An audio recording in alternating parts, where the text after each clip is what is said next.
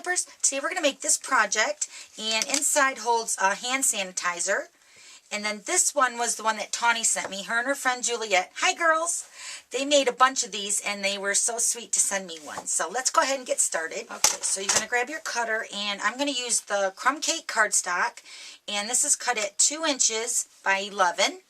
And you're going to score this at 1/2 inch, 1 1/2, 3 1/2,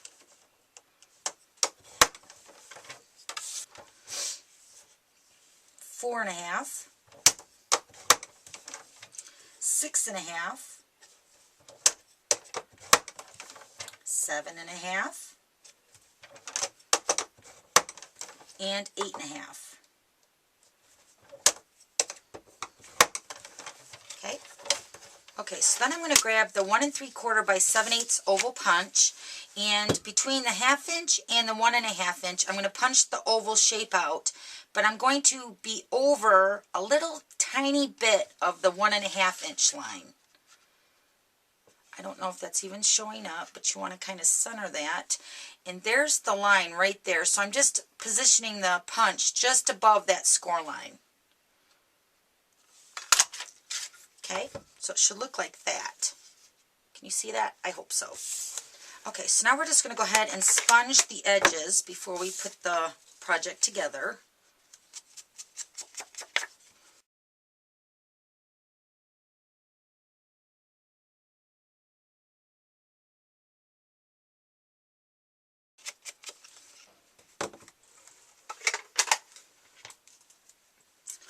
Okay, so then you're just going to go ahead and fold the score lines. Okay, and then we're going to go ahead. Now you should probably use the sticky strip, which is right here, but I'm just going to go ahead and use the snail to save some time on the video. Okay, so then once you have your adhesive on your 1/2 inch score line, you're going to take that score line, the 1/2 inch, and you're going to position it on the 6 1/2 inch score line.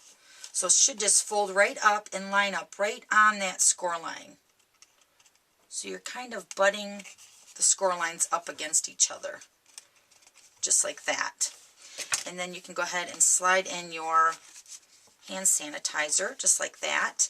And then it's just going to fold over. How cute is that? Oh my gosh. Okay, so then to decorate it, I'm going to use the In Color, the Blushing Bride designer paper, and it's got the polka dots, and I'm going to go ahead and sponge that first before we put it on there. And I'm sponging with the Early Espresso. And then this piece is cut at 1 3/4 by 2 1/4. I'm just going to layer this right on top of the front flap, just like that. Then I'm going to take some crumb cake 1/2 inch seam binding ribbon. And I'm just going to tie a little bow here in the front towards the bottom.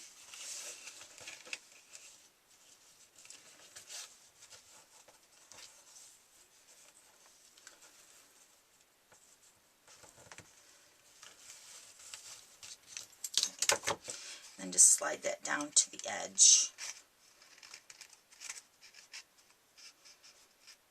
Just like that. Sanitizer out. You probably should have stamped this before you put it together, but I'm going to go ahead and stamp it right now. I'm going to stamp the Happy Mother's Day, and this is from the Teeny Tiny Wishes. I'm just going to stamp it along that bottom section. Just like that.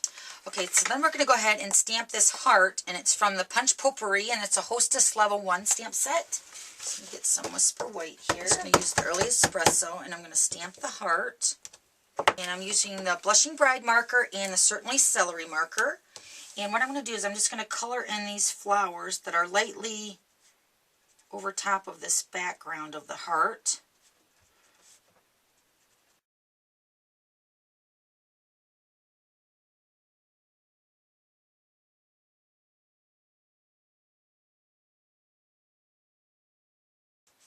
Okay.